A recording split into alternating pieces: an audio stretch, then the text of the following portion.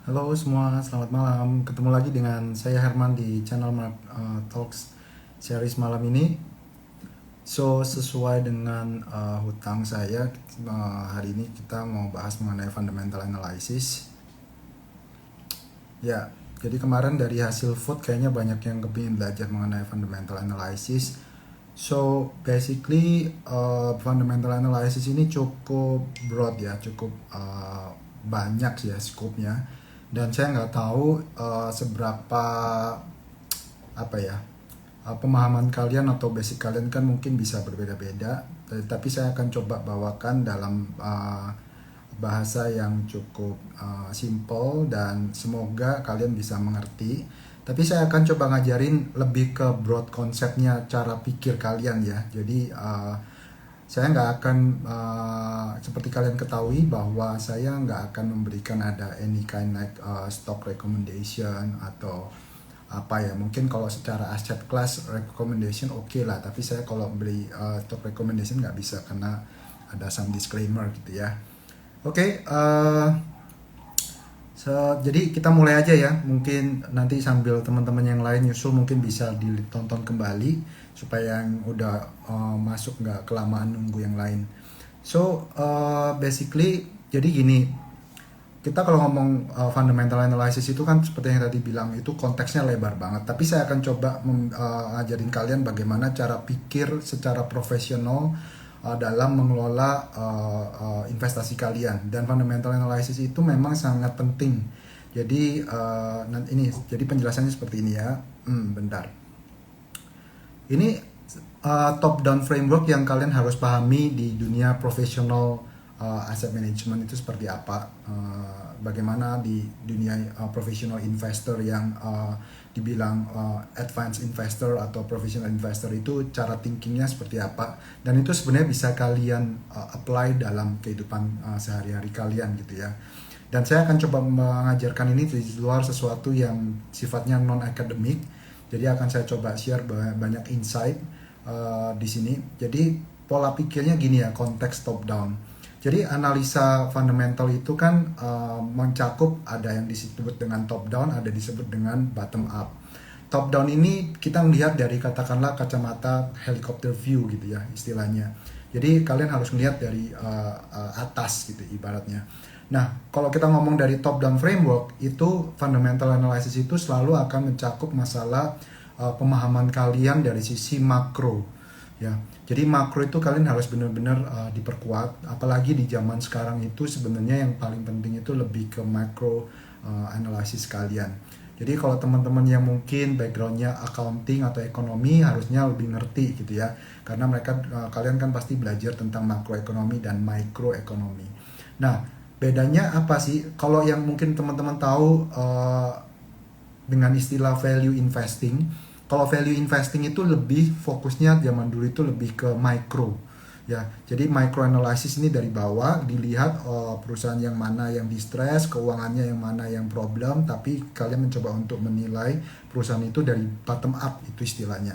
Kemudian kalian lihat regional atau comparable perusahaan yang serupa, ternyata valuasinya sekian, ternyata kalau ini kok harganya miring banget padahal cash flow-nya berjalan, cash flow-nya baik. Nah, itu bottom up. Tapi kalau zaman sini kenapa sih top down itu penting? Karena kalau kalian saya nggak tahu apakah kalian pernah mengikuti session saya yang dulu banget mungkin waktu hampir awal-awal ya. Saya sempat membahas konteks makro mengenai sekarang ini eranya bisa dibilang eranya state capitalism.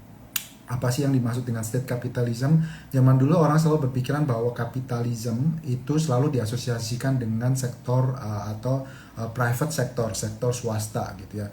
Padahal zaman sekarang itu udah berubah konteksnya karena sejak global financial crisis ternyata terbukti bahwa sektor swasta itu tidak bisa mengelola resources atau sumber daya yang ada dengan baik yang menyebabkan systemic global financial crisis. Ya, itu ya. Sejak itulah akhirnya mulai terlihat bahwa teori-teori finance itu mulai nggak jalan gitu kan guys. Jadi akhirnya itu terlihat di mana pada waktu setelah global financial crisis hampir semua negara itu kan collapse kecuali satu negara yang di mana dia itu peranan state capitalismnya atau kapitalis secara state atau government itu sangat kuat, yaitu China gitu ya. Dan disitulah China pemerintahnya itu sangat agresif dalam melakukan kontrol dan konsolidasi dari semua sektor supaya dia memiliki efisiensi dalam mengontrol sumber daya dari suatu negara dengan baik. Kalau dulu kan dulu kan gini ibaratnya.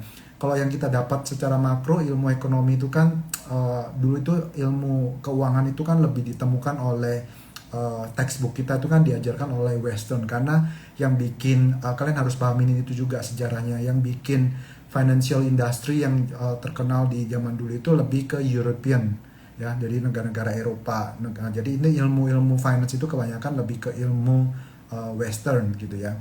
Nah, tapi seiring waktu, di mana ilmu Western ini kan selalu mengutamakan tentang sesuatu hal yang liberal, sesuatu hal yang private sector itu lebih baik lah dalam mengelola resources atau sumber daya yang ada. Nah, akhirnya tapi karena orang itu setiap perusahaan itu memiliki target profit sendiri-sendiri, itu yang menyebabkan akhirnya ibaratnya tidak efisien ekonominya, karena bisa saling tumpang tindih, semua saling berebut untuk mengejar profit masing-masing.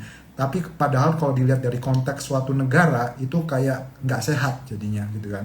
Itu yang menyebabkan terjadinya chaos. Itu kurang lebih latar belakang kenapa top down framework itu penting gitu ya.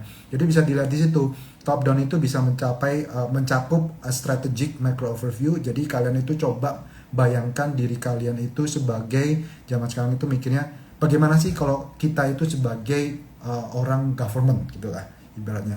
Kalau saya duduk di atas nih, kira-kira policy atau kebijakan apa yang baik gitu kan. Kalian harus coba bisa berpikir seperti itu. Kemudian when it comes to bawah, di bawahnya lagi itu baru ada yang benar-benar fundamental investment research. Kemudian ada technical analysis. Nah, nanti saya coba jelaskan apa sih perbedaannya. Kemudian kalau udah di top down lagi itu secara analisa profesional itu ada namanya asset allocation. Jadi ada alokasi aset, itu kalian mau katakanlah dari top down itu kan bisa tahu kan. Oh, kalau siklusnya seperti ini, kalian enaknya mau di aset kelas aset yang mana? Katakanlah apakah di obligasi, apakah di equity, di saham, ataukah di aset kelas mana, emas gitu. Itu semua ada gitu ya. Kemudian baru dikonstruk suatu portfolio sedemikian rupa, baru dikomunikasikan ke calon investor atau klien dalam hal ini. Ini kurang lebih top down frameworknya, professional way of thinkingnya di industri asset management ya guys.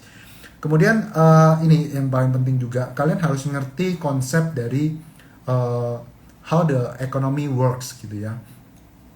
Jadi kalau kalian mikir dari sisi top down, kalian itu harus ngerti dulu konsep bagaimana sih suatu ekonomi itu bekerja gitu ya. Terutama ini penting bagi teman-teman yang mungkin backgroundnya bukan ekonomi atau bukan finance.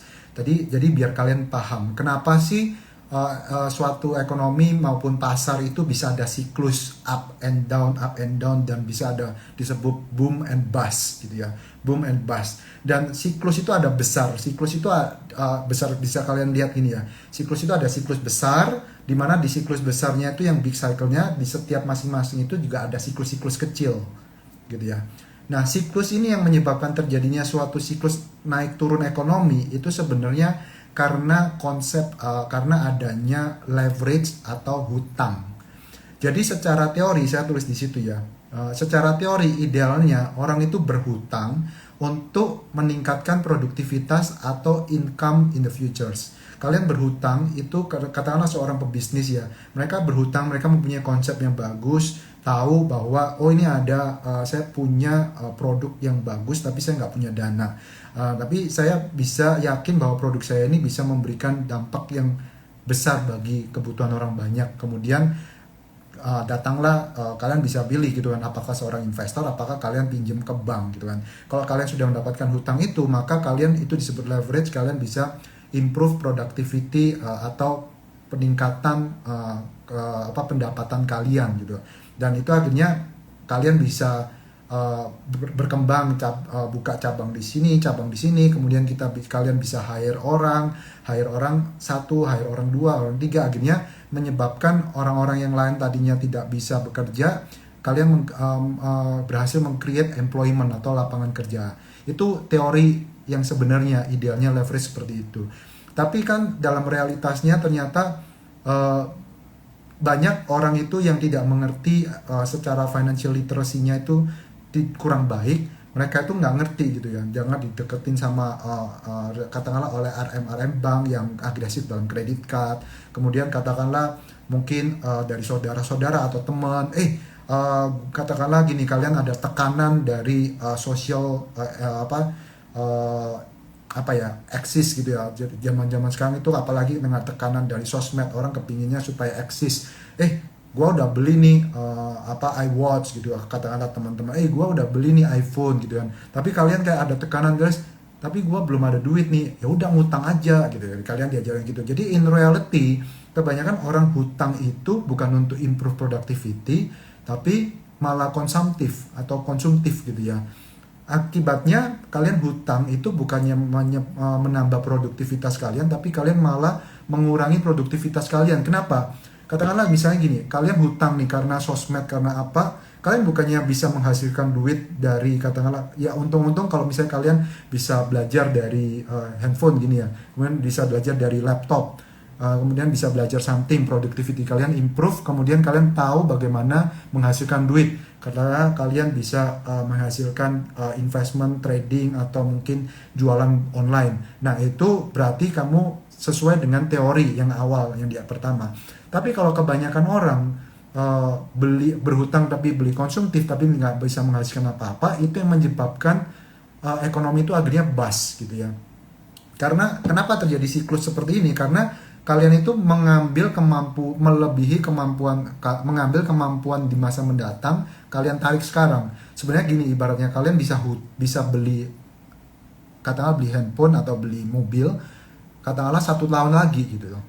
Karena sesuai kalian harus nabung gitu ya. Tapi karena itu kemampuan kalian di masa mendatang kalian tarik ke sini, maka ekonominya kan pasti naik gitu kan, naik.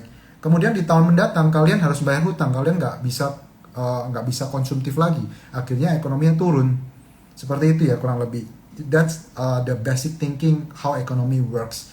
Jadi dari situ kalian bisa kebayang, kalau orang banyak hutangnya, kemudian pasti kalau lagi banyak hutang pasti ekonominya lagi naik nih, overheat gitu kan. Tapi pada waktu orang udah mulai bayarin hutang, cenderung ekonominya turun. Makanya kenapa selalu orang perhatikan indikator-indikator seperti credit growth gitu ya, pertumbuhan kredit, karena itu merupakan salah satu makro indikator utama orang melihat kondisi ekonomi. Kalau misalnya kayak COVID kayak gini ya, otomatis kan orang nggak ada yang mau hutang, terutama orang mencoba melunasi hutangnya, karena kemarin kebanyakan nggak sesuai kondisi ekonominya, malah banyak pemecatan, akhirnya bayar ekonominya ekonominya turun gitu kan. Nah tapi ternyata yang bikin waktu ekonominya turun, kenapa ekonominya bisa rebound lagi? Ternyata di marketnya ini banyak likuiditas yang berlimpah, karena banyak orang-orang yang mungkin tadinya taruh aset di luar negeri ditaruh ke dalam negeri, kemudian akhirnya banyak likuiditas yang nganggur. Likuiditas itu akhirnya dipakai lagi untuk, katakanlah, untuk investasi, dan investasi atau ekonominya jadi ada inovasi tertentu, akhirnya ekonominya bergerak lagi, naik lagi. Kurang lebih seperti itu konsepnya ya guys. Terus apa sih bedanya? Tadi kan saya sempat bahas kalau sudah dari top down, dari makro ekonomi, kalian masuk lagi ini yang sebenarnya ke fundamental yang di tengah-tengahnya gitu ya, secara top down. Jadi kurang lebih kayak gini, bedanya fundamental dengan technical. Banyak orang kemarin kan by the way nanti setelah saya selesai ini, kalian kalau mau ada tanya jawab langsung, mau go live dengan saya langsung boleh ya, supaya lebih enak interaksinya. Nah, fundamental dan technical ini sebenarnya bukan sesuatu yang harus dibeda-bedakan dalam arti fundamental lebih baik dibandingkan technical. Bukan ya. In reality, in practice, fundamental dan technical itu harus saling melengkapi. Tapi banyak orang yang biasa kan, orang-orang yang mungkin belagu atau apa, mereka berpikir nggak usah lah fundamental analysis, yang penting technical, yang penting cuan ya terserah, itu mereka mempunyai opini sendiri. Tapi kalau ditanya opini saya, fundamental dan technical itu harusnya saling melengkapi. Karena fundamental ini adalah, seperti kalian bisa tahu di situ, fundamental itu mencakup apa aja sih? understand the pattern company financial performance. Jadi kalian harus memahami kayak kesehatan kondisi keuangan dari suatu perusahaan. Kalian kan mau tahu nih invest di suatu perusahaan, katakanlah ada toko kelontong atau Indomaret nih. Ini kondisi keuangannya gimana? Itu kan harus kalian tahu nih. Kalian penjualannya berapa tahun ini, tumbuhnya berapa, biaya-biaya yang keluar berapa, gitulah istilahnya ya kan. Kemudian arus kas atau cash flow kalian hasilkan berapa. Nah, itu fundamentalnya. Kemudian kalian juga mencoba mengerti dari fundamental yang kalian setelah kalian hitung-hitung, kalian itu mau mengerti apa sih patternnya kan. Katakanlah ini toko atau toko ini sudah berumur 5 tahun nih. Katakanlah kalian anggap aja deh supaya agak simple. Kalian mau investasi di Indomaret. Dulu kan kita pernah IG live tentang Indomaret. Kalian kan pasti mau tahu nih patternnya toko Indomaret yang saya mau beli ini menguntungkan nggak? Oh ternyata penjualannya per bulan katakannya bisa 30 juta. Kemudian dari sini saya hitung-hitung kos-kosnya, ternyata saya per bulan bisa dapat 5 juta katakan gitu kan. Nah, tapi saya modal saya yang keluar berapa? Begitu kan kalian bisa hitung. Kemudian kalian lihat, ini kayaknya di lingkungan sekitar ini ada orang-orang yang mungkin perumahan yang lagi berkembang.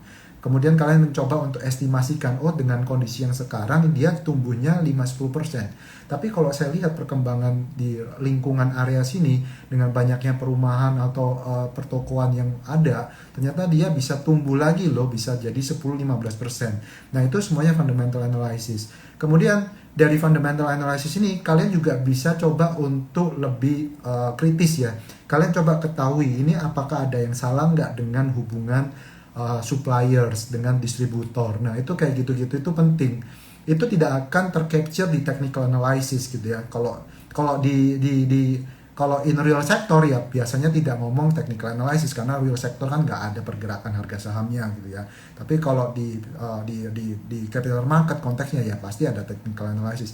Hanya tadi saya kasih contoh simple aja supaya kalian ngerti, nangkep maksud saya. Kemudian kalian itu gunanya fundamental adalah kalian mengerti ini ada permainan orang-orang procurement nggak? Orang-orang dalam memarkup atau menaikkan harga pembelian, katakanlah harusnya nih saya beli wafer ini harusnya katakanlah kalau di sini harusnya yang benar 2.000, tapi kenapa ini bisa 2.500? Ada permainan orang dalam nih gitu, katakanlah gitu kan. Nah, itu semua kalian bisa dibedah di financial analysisnya, di fundamental gitu kan. Kemudian kalian bisa tahu nih katakanlah perusahaan yang kadang mencoba untuk mempermainkan, katakanlah nih salah satu contoh konkret nih ya, saya nggak usah nyebut nama perusahaan yang nggak enak. Pada waktu dia coba IPO, kemudian dia coba untuk memarkup angka dari pendapatannya nih. Caranya gimana gitu kan? Karena gini, pendapatan secara accounting, saya asumsikan kalian mengerti basic accounting ya guys. Sorry kalau misalnya agak, kalau teman-teman yang ngerti nanti coba kalian belajar. Jadi accounting ini kan gini, sifatnya accounting itu kan accrual ya. Accrual itu artinya tidak cash basis gitu. Kalau zaman jadul dulu kan cash basis. Oke, saya beli 1.000 ya udah langsung bayar 1.000. Kalau sekarang kan enggak, saya bayar 1.000 ya tapi saya hutang nanti 1.000-nya saya bayar bulan depan ya. Nah, tapi udah bisa diakuin sebagai pendapatan, itu namanya accrual. Kalau cash basis itu saya bayar 1.000, kalian jual 1.000, kalian bayar 1.000 baru dicatat sebagai pendapatan. Nah, itu cash basis. Nah, karena accrual itulah orang itu bisa ada loophole untuk mempermainkan bagaimana supaya kalian bisa men-check up angka kalian itu bagus. Jadi bisa aja kerjasama dengan katakanlah distributor atau supplier. Gua misalnya nih kapasitas saya itu hanya bisa mampu membeli katakanlah 10 juta per bulan omset saya gitu. Tapi supaya omset saya terkesan wow di mata investor, maka saya bisa kerjasama. Bisa nggak gua stok beli di barang lu 15 juta. Terus orang distributornya bingung gitu kan. Lu kan cuma bisa mampu 10 juta, kenapa lu tidak minta 15 juta? Udah deh, ada deh. Ntar orang bisa main di belakang gitu ya. Ntar lu gua kasih uang apalah gitu kan, atau gua kasih deal something gitu kan. Ntar lu pokoknya yang penting gua pasti bayar 15 jutanya. Jadi dia mainin itu bisa. Jadi angka pendapatannya itu bisa tiba-tiba jadi 15 juta. Padahal dia harusnya 10 juta. Nah, itu bisa tercapture di mana? Kalian bisa lihat di angka piutangnya, gitu kan? Angka piutang atau receivable-nya. Nah, dari situ kalian bisa lihat, kok kayaknya cash flow-nya itu enggak, misalnya kemampuan cash flow-nya hanya 10 juta, tapi kenapa dia bisa menghasilkan 15 juta, ada gap nih. Nah kayak gitu-gitu itu kalian hanya bisa mengcapture di fundamental analysis. Kalau di technical nggak bisa. Kemudian ya tentu dari sini kalian mau tahu setiap keputusan pemilik perusahaan itu mau investnya di mana. Apa sih tujuan investasinya dia, katakanlah biaya modalnya dia. Saya mau invest toko, katakanlah 10 sampai 15 toko. Areanya di mana, kemudian bagaimana prospeknya, itu kan semua bisa dihitung. Oh katakanlah satu toko ini investasinya 1 miliar, kemudian tumbuh berapa persen lagi. Nah katakanlah kalau 5 toko berarti katakanlah semuanya bisa sama, berarti bisa nambah 5 miliar kayak gitu-gitu ya guys kurang lebihnya. Jadi itu kurang lebih fundamental. Kalau technical analysis itu lebih untuk menopang kalian bagaimana mengerti timing the market gitu ya, pattern untuk, jadi technical analysis ini membantu kalian memahami behavior dari market. Karena behavior market itu ada orang kan panik beli, panik jual, semuanya itu terrefleksikan di harga. Ini kalau kita ngomong bursa ya, terrefleksikan di harga capital marketnya, naik turunnya gitu ya. Pada waktu ada panik, turun semua, volumenya berapa gitu ya. Itu semuanya terrefleksikan di situ. Makanya itu kalian kayak membaca pattern. Makanya itu ada istilahnya RSI, MACD, Bollinger, macam-macam. Tapi saya nggak terlalu bahas di situ karena saya tahu itu ada expertnya sendiri gitu ya. Kalau ditanya apakah saya ahli technical, enggak juga, cuma saya ngerti basic-basicnya, dan sebenarnya saya lebih pakai technical itu untuk memahami market timingnya saja. Tapi saya orangnya lebih strict, fokus on the top down dan fundamental suatu perusahaan. Nah kalau kalian mau memahami lebih lanjut bagaimana sih menilai suatu perusahaan, konteksnya itu sebenarnya kayak gini ya. Suatu perusahaan itu kalian harus tahu konsep akuntansi dulu ya. Jadi akuntansi itu kan konsepnya kalian ibaratnya, kalau makanya kalian coba belajar bikin neraca sendiri buat keuangan pribadi kalian. Nggak harus kalian punya bisnis loh, kalian sendiri itu bisa bikin neraca sendiri supaya kalian bisa ngerti flow dari neraca itu seperti apa. Oke, jadi suatu perusahaan itu kan secara neraca itu kan terbagi dua kelompok besar, yaitu aset dan liabilities dan maupun equity. Jadi aset itu merupakan, katakanlah kalian punya aset 1 miliar. Untuk mendapatkan aset 1 miliar itu kalian kan pasti ada yang berdasarkan kemampuan diri kalian sendiri, dari income kalian, itu disebut equity, atau kalian hutang.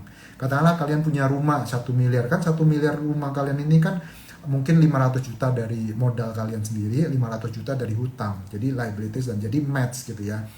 Nah pemahaman basic ini sangat penting supaya kalian ngerti bagaimana memvalue perusahaan. Jadi nilai dari suatu perusahaan itu tentu di komponennya apa aja, kalian supaya ngerti. Ya namanya nilai dari suatu perusahaan itu sama dengan nilai dari suatu aset gitu kan. Perusahaan itu memiliki aset. Ya aset itu kan kayak tadi konsepnya. Kalian beli rumah ya ada modal sendiri, ada modal, ada hutang gitu kan. Nah, kemudian ada istilahnya di sini preferred stock, yaitu istilahnya nanti kalau preferred stock itu ada ibaratnya itu level stock yang mungkin saya nggak mau jelasin terlalu detail di sini karena itu akan makan waktu sendiri. Intinya ada preferred stock, ada common stock gitu ya. Kemudian ada yang namanya non controlling interest. Non controlling interest ini yang umumnya adalah yang orang-orang yang ikutan di waktu IPO gitu ya. Nah kemudian dikurangin nih dari beberapa seperti cash. Kenapa harus dikurangin dengan cash? Karena cash ini kan akan dipakai untuk kebutuhan, baik itu modal kerja, kebutuhan untuk capex gitu ya, kurang lebih seperti itu. Tapi kalau cashnya lebih besar dari hutang kalian, berarti kan sifatnya net debt gitu ya. Net cash. Nah net cash ini tentu nantinya akan kalau untuk menghitung di market cap atau kapitalisasi suatu perusahaan itu akan bersifat positif, karena kalian ibaratnya kalau suatu perusahaan kaya akan cash ya berarti dia ada nilai tambahnya. Ini perusahaan benar-benar rich akan cash gitu ya. Nah kemudian ada associate companies, ini adalah maksudnya apakah perusahaan ini memiliki investasi di beberapa perusahaan gitu kan. Jadi itu harus diperhitungkan. Kemudian ditambah lagi dengan ya mungkin ada beberapa klaim aset-aset lain dia, apakah dia punya investasi di katakanlah investasi di A, investasi di B kayak gitu ya. Itu kurang lebih cara mikir bagaimana memvalue suatu perusahaan itu sangat simpel seperti itu. Jadi uh, itu kalian apa ya, dalam menghitung ini perpaduan dari kalian memahami arus kas dari suatu perusahaan dan prospeknya, dan di mana arus kas itu kan dengan cash flow yang ada itu bisa menambah suatu aset gitu ya, cara pikirnya gitu. Kalau nggak ada cash flow bagaimana bisa menambah aset gitu kan. Nah tapi mungkin kalian akan bingung bagaimana dengan perusahaan-perusahaan yang sifatnya apa ya, startup, cash flow-nya negatif, burning gitu ya, tapi kok bisa value-nya besar. Itu nanti aku bahas terakhir ya, kalian pasti penasaran di situ. Nah untuk umumnya teori dalam melakukan metode valuasi itu sebenarnya ada beberapa macam, tapi yang sangat umum itu ada tiga itu adalah present value. Present value ini kalian tahu lah ya, mungkin beberapa kalian yang di finance kalian mungkin paham, tapi buat kalian yang nggak paham saya coba jelaskan analoginya seperti ini ya. Jadi kalian itu untuk menilai suatu perusahaan, kalian itu kan harus tahu perusahaan ini menghasilkan berapa sih dalam, katakanlah susah kan, kalian nggak mungkin membayangkan 20 tahun lagi, orang memforecast atau mengestimasi 5 tahun lagi aja mungkin susah. Tapi at least kalian coba biasakan untuk belajar meramal ibaratnya gitu ya. Jadi estimasikan perusahaan ini katakanlah dalam 5 tahun ke depan bisa menghasilkan berapa gitu ya. Baik itu fokuskan ke cash flow-nya aja, setelah dari penjualan, kemudian dikurangin biaya-biaya yang ada, kemudian dikurangin kewajiban hutang atau bunga yang ada, kemudian cash flow sisanya itu berapa untuk investor. Nah dari cash flow itu, katakanlah cash flow tahun pertama, cash flow tahun kedua, cash flow tahun ketiga, kalian bagi dengan tingkat rate atau katakanlah istilahnya itu diskonto ya, tingkat diskonto yang ada. Biasanya acuannya adalah suku bunga BI gitu katakanlah kalau di Indonesia. Karena kenapa pakai suku bunga BI? Karena ya itu kan ibaratnya benchmark kalian dalam melakukan penanaman duit. Tapi bisa beda-beda. Disebutnya kalau di istilah kerennya finance itu cost of capital. Nah cost of capital setiap bisnis itu bisa berbeda-beda loh ya. Jadi jangan disamaratakan. Jadi katakanlah kalau kalian investasi di perusahaan restoran, resikonya beda dibandingkan kalau kalian investasi di perusahaan tambang gitu ya. Pasti beda. Jadi tingkat diskontonya itu disesuaikan. Kalian kalau yang investasi di properti atau di retail, di restoran, ya kalian harus cari tahu nih kalau orang-orang yang bisnis di sini dikasih hutang bunga banknya berapa sih.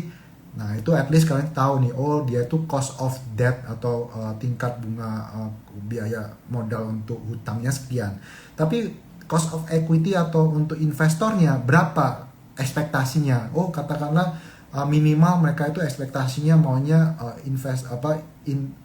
IRR atau internal rate of return, ekspektasinya itu katakanlah 12%. Nah itu tinggal kalian bagi komponen antara hutang dan modal, kalian bagi terus dibagi rata. Jadi kalian dapat itu tingkat diskonto dari perusahaan itu, kalian bagi, kemudian kalian akan dapat nilai perusahaan itu katakanlah dari 5 tahun kalian tarik nih sampai sekarang, karena kan mau tahu nilai sekarang ini bagaimana gitu kan. Nah kemudian kalau yang relative valuation itu kalian membandingkan perusahaan yang serupa gitu kan. Katakanlah ini ada perusahaan properti atau perusahaan katakanlah ada perusahaan retail nih. Oh ini kayaknya perusahaan retail ini katakanlah perusahaan A gitu ya. Perusahaan A ini sama loh, dia juga jualan katakan dia juga jualan rice bowl gitu ya. Dia jualan rice bowl. Kemudian di Singapura ini ada perusahaan yang serupa, dia juga jualan rice bowl. Kemudian kok dia valuasinya berapa nih? Di sini valuasinya ternyata secara multiple-nya dia bisa 20 kali earnings gitu ya. Maksudnya 20 kali earnings itu apa sih? Kalian itu investasi 1 miliar dalam waktu 20 tahun baru balik modal. Artinya baca price to earnings itu seperti itu. Kalau 10 kali ya berarti 10 tahun balik modal. Nah itu makanya kenapa dibilang price to earnings itu semakin tinggi semakin mahal gitu kan. Tapi itu juga seiring waktu dengan sesuai prospek perusahaan. Dan jadi kalau relative valuation itu udah clear gitu ya, kalian membandingkan dengan regional. Kemudian kalau asset based valuation ini ibaratnya gini, kalian belum tahu nih perusahaan belum beroperasi tapi punya prospek gitu ya. Katakanlah kayak perusahaan komoditi gitu ya, kalian belum tahu nih dia ada prospek belum ada menghasilkan keuangannya gitu, karena dia masih eksplorasi, masih apa. Tapi kalian tahu nih, oh dia punya kandungan sekian gitu kan. Kemudian kamu tinggal lihat lagi, dibanding lagi relative valuation. Oh dia kalau punya kandungan sekian, itu kalau di luar negeri katakanlah yang punya perusahaan komoditas di Australia berapa sih, di Singapura berapa. Zaman sekarang guys, kayak intinya kalian itu bisa tinggal Google lah, tinggal cari saja gitu ya. Macam-macam kalau tapi itu nanti di sesi sendiri ya. Kurang lebih seperti itu ya asset based valuation. Nah kemudian sebelum tanya jawab ini yang terakhir ya. Nah ini yang maksud saya, kalian itu kalau di fundamental analysis zaman sekarang itu kalian harus berpikir besar, think big, think from the big picture perspective. Kenapa ini terkait dengan bagaimana kenapa orang startup itu bisa valuasinya bisa besar gitu ya. Kenapa mereka itu tidak ada profit tapi bisa mendapatkan valuasi yang besar, karena mereka melihatnya konteksnya dari big picture-nya, tidak dilihat dari bottom up-nya gitu kan. Karena kalau dilihat bottom up-nya ya nggak bisa dihitung, orang nggak ada profit malah rugi-rugi melulu, kemudian cash flow-nya negatif gitu kan. Tapi kenapa bisa ada fenomena seperti ini? Fenomena ini terjadi karena sejak krisis 2008-2009 itu kan banyak printing money secara masif gitu ya. Dan printing money yang masif ini menyebabkan likuiditas itu berlimpah di luar sana gitu kan, karena dikasih duit gratis. Nah tujuannya duit gratis ini apa gitu kan? Tujuan duit gratis ini adalah mengembalikan supaya ekonomi itu bisa recover secepatnya gitu kan. Tapi kenapa tidak bisa kembali secepatnya? Karena tadi itu orang itu sudah banyak yang berhutang pada waktu tahun 2008-2009. Kemudian hutangnya itu berlimpah-limpah sehingga memakan waktu yang cukup panjang untuk orang itu bisa berani konsumtif atau katakanlah berfoya-foya lagi, ibaratnya seperti itu gitu kan. Nah akhirnya karena duit yang berlimpah ini digunakanlah untuk perkembangan teknologi. Toh tuntutan dari investor itu banyak yang meminta supaya perusahaan itu selalu seefisien mungkin gitu kan. Jadi ini semuanya saling terkait. Perusahaan itu dituntut, kenapa ada deflasi terus, itu karena banyak tuntutan investor, oh gue maunya cuan gitu kan. Akhirnya perusahaan itu mendapatkan suatu pressure, oh gimana ya saya supaya bisa memaksimalkan profit saya. Akhirnya saya melakukan efisiensi kanan kiri, kalau udah kepentok akhirnya makanya terjadilah perkembangan teknologi. Karena teknologi itu membantu perbaikan produktivitas. Karena katakanlah nih dengan adanya satu mesin kalian invest 10 miliar, tapi kalian nggak usah pusing berhubungan dengan banyak orang. Kemudian dari satu mesin ini ternyata bisa produksi 1000 gitu kan. Sedangkan kalau untuk memproduksi 1000 kalian bisa butuh mungkin ratusan orang. Nggak efisien lagi gitu. Akhirnya orang mulai adopsi teknologi itu. Nah, maksudnya think big ini apa sih? Kalian itu harus kayak dibalik gitu ya pola pikirnya. Kalau kalian ingat, mungkin beberapa kali kalian kan pernah nonton filmnya Startup ya, drakor yang dulu sempat saya pernah cerita. Jadi di situ di film drakor di Startup itu dia cerita yang cukup menarik dari perusahaannya si Shodalminya ya sama si Nam Dosan gitu kan. Jadi ya kalian tonton itu, kalian nanti bisa ngerti konteksnya. Kenapa startup itu bisa di value besar? Karena intinya orang yang investor ini ya, mereka melihat apa potensi perubahan social impact yang bisa diberikan oleh founder dari suatu startup, ya kan? Jadi gini, waktu itu kan gini kan, ibaratnya contohnya gini, waktu itu Shodalmi dan Nam Dosan ditanya, oke, saya mau nilai dari suatu perusahaan saya itu $2 miliar. Kemudian investor tanya gitu ya, karena saya tahu untuk mencapai skala, katakanlah saya mau jualan 20 juta unit misalnya gitu ya, saya butuh dana ekspansi itu setelah dihitung-hitung $2 miliar. Kemudian investor nanya, loh gila apa, kenapa lu bisa dinilai $2 miliar? Apa? Mana buktinya? Kamu nggak ada ini. Nah terus tinggal si founder itu tinggal tanya gini kan, balik ke investornya, kamu sudah lihat kan dari hasil teknologi saya bisa autonomous drive car gitu kan. Di situ kan perusahaannya namanya Tarsan gitu kan. Dan kalian sudah lihat teknologi saya itu bisa bisa ibaratnya pakai voice kemudian bisa automatic drive, self driving.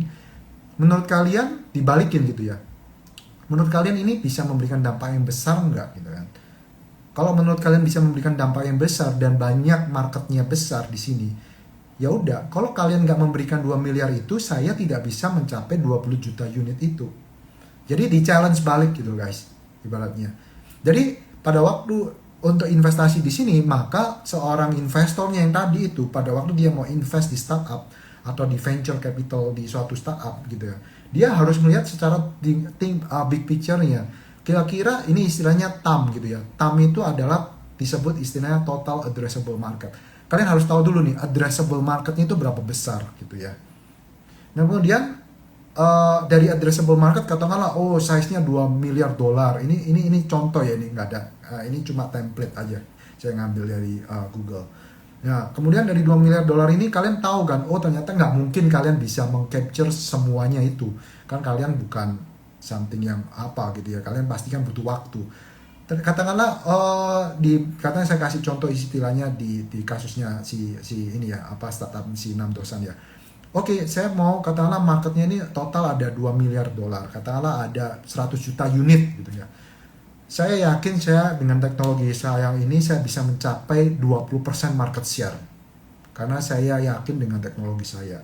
Oke, berarti itu yang disebut dengan service obtainable market yang SOM-nya. Berarti saya capai 20% karena katakanlah total market size dari suatu otomotif itu 2 miliar dolar. Tapi mungkin yang bisa di-cater untuk yang self driving itu ternyata yang SAM, service addressable market.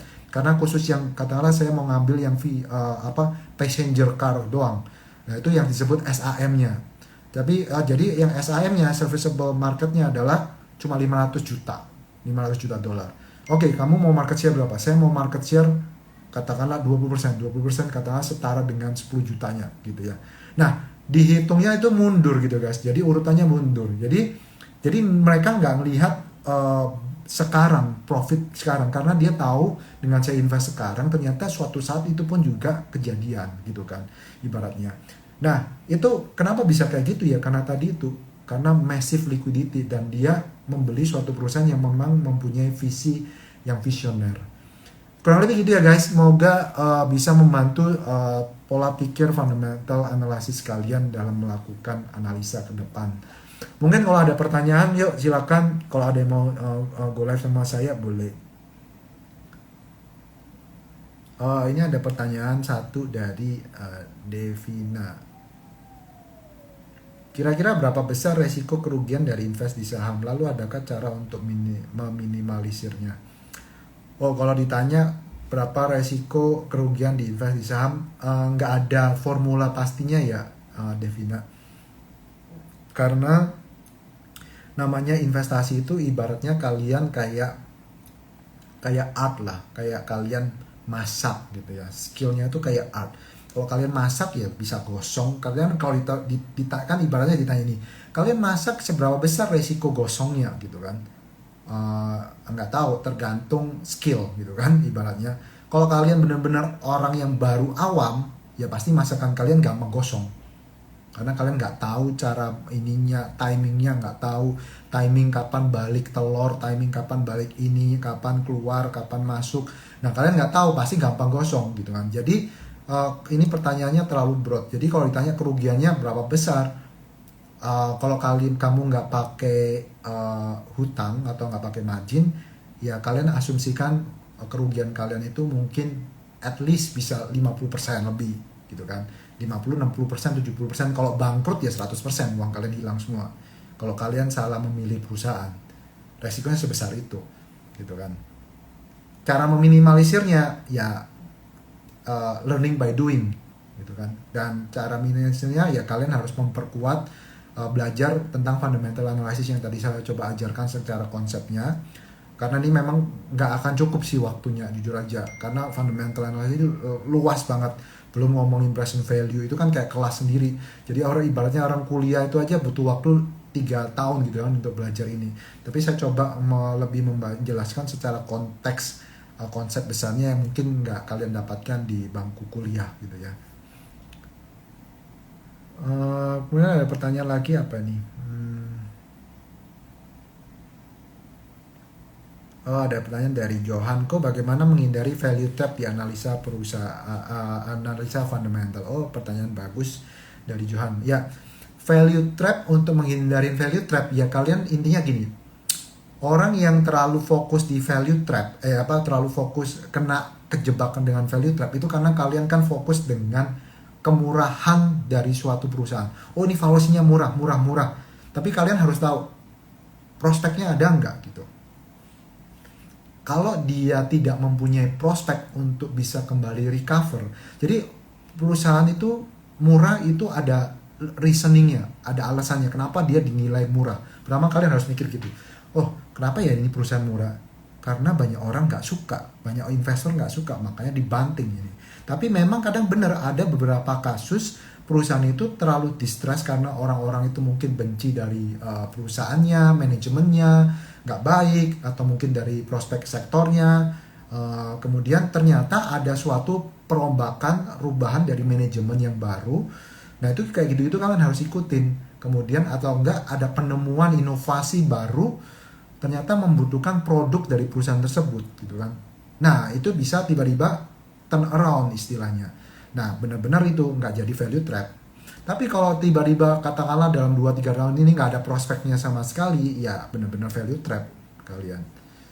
Kurang lebih kayak gitu Johan. Ada pertanyaan lagi dari Felix ya. Malam kok saya mau nanya bagaimana cara menghitung proyeksi pertumbuhan dari suatu perusahaan sehingga dapat melakukan perhitungan value intrinsik dari suatu saham.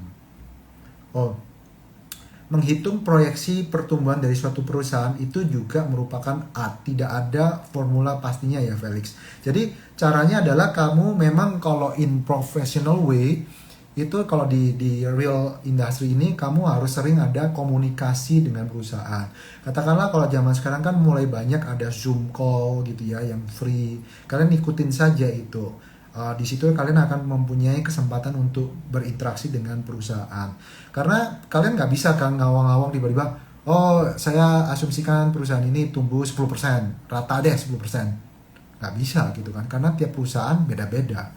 That's the reality gitu ya.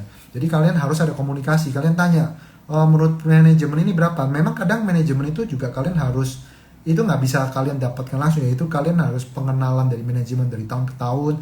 Kalian bisa tahu tuh style dari perusahaan itu manajemennya, apakah dia penipu, ataukah dia itu terlalu konservatif, ataukah dia itu terlalu over promising, yang selalu ngomong besar tapi nggak pernah execute dan deliver.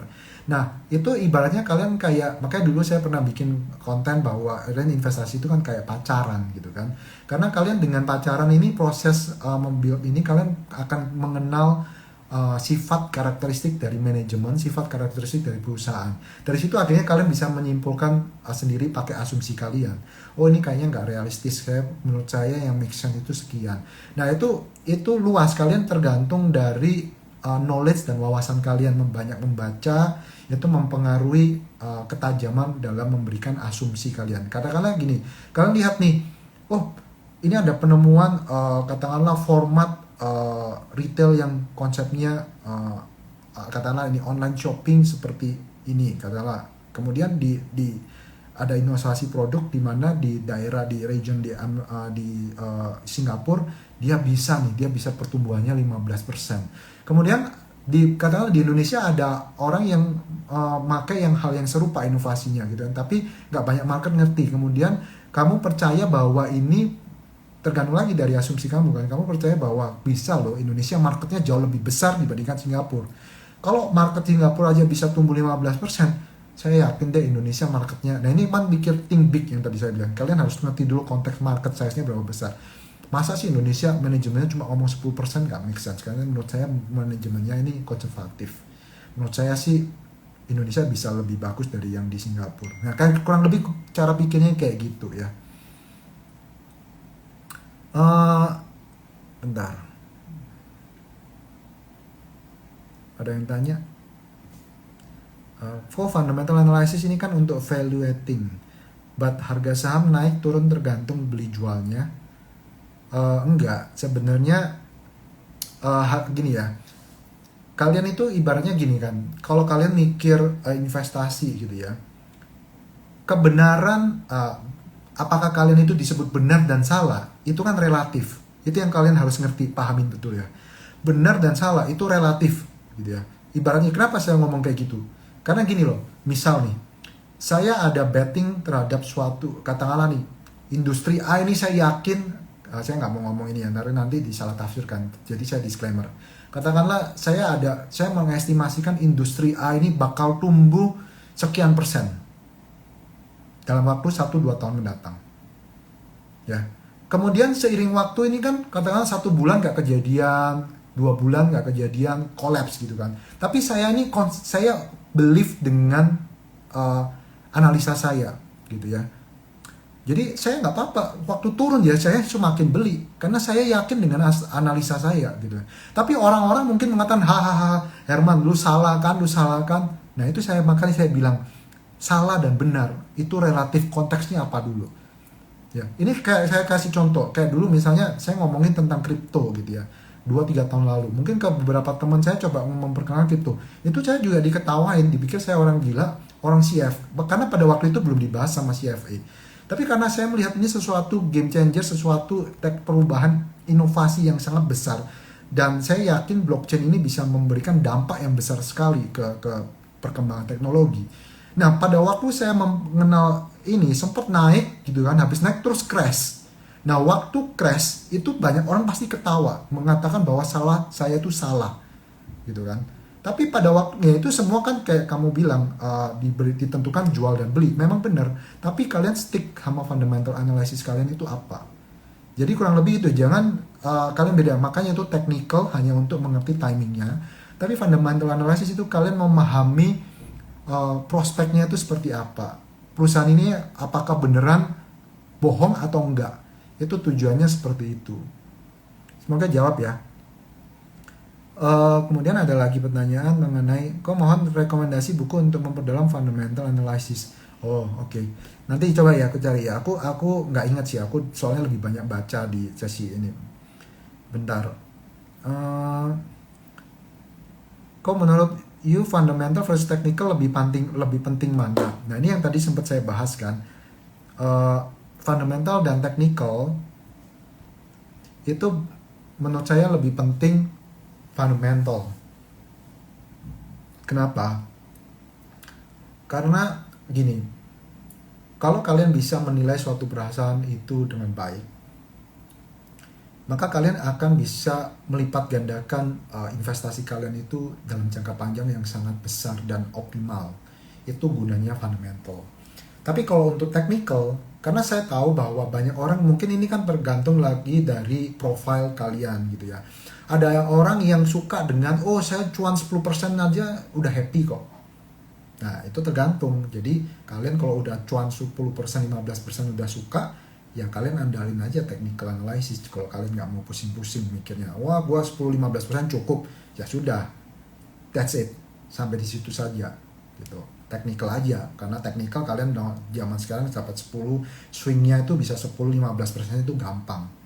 Tapi kalau kalian mau pikir gua mau cuan 1000%, bisa nggak itu di capture di technical analysis? Menurut saya sih nggak bisa.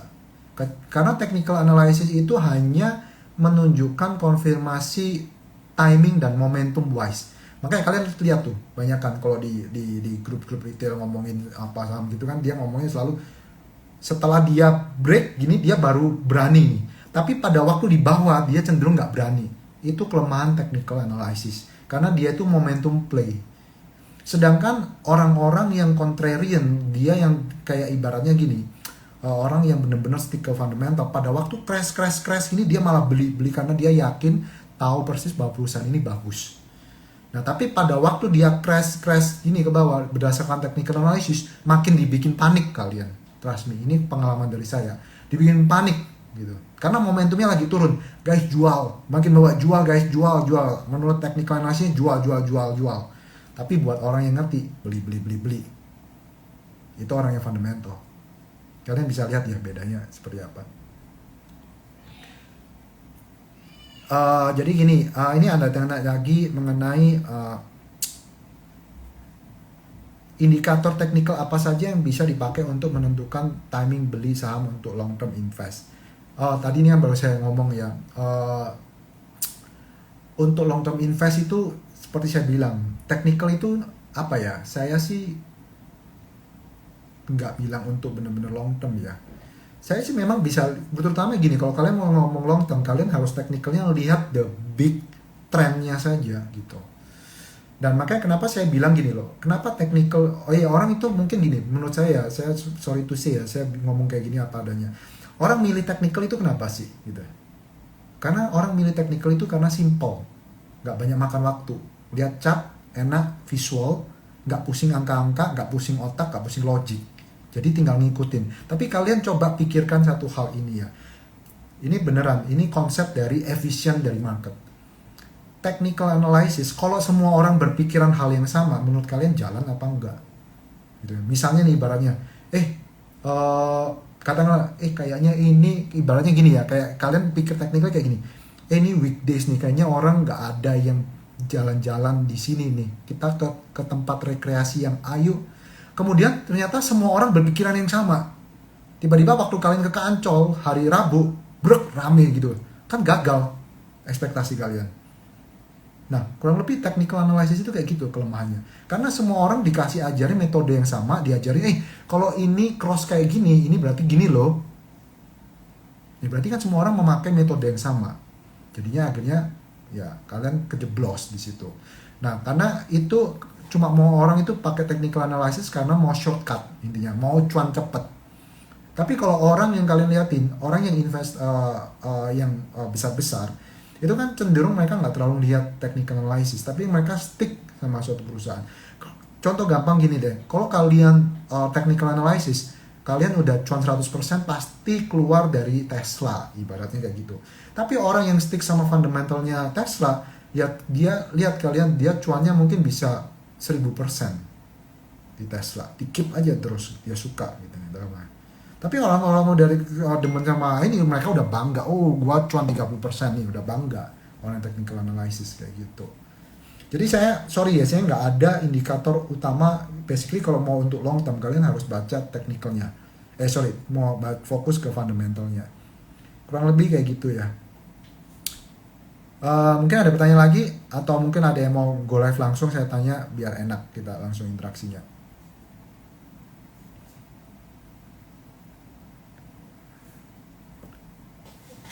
Waktunya kurang 5-7 menit lagi. Jadi semoga ini membantu dalam pola pikir kalian ya. Basically itu aja sih mungkin yang saya bisa harapkan. Ya kemarin ada beberapa request minta saya bikin buka kelas, tapi nanti saya pikirkan deh. Saya belum ada banyak waktu untuk komit itu karena karena itu butuh komitmen waktu ya untuk buka kelas. Dan another thing yang saya agak males ribet itu harus looking for approval dari sisi compliance buat. Saya nganggap ini sebagai hobi aja guys. Jadi semoga saya cuma bantu teman-teman lebih pola pikirnya lebih bener lah dalam hal investment kalian. Oke, kalau kalian nggak ada pertanyaan lagi, mungkin bentar, apakah saya ada yang kelewat? Nggak ada ya, I think. Oke, gitu aja ya guys. Semoga membantu semuanya. Mungkin lain kali mungkin saya bisa akan coba jelaskan beberapa trik yang lebih berguna buat teman-teman nanti ya. Gitu aja. Selamat malam semuanya. Thank you. Bye-bye.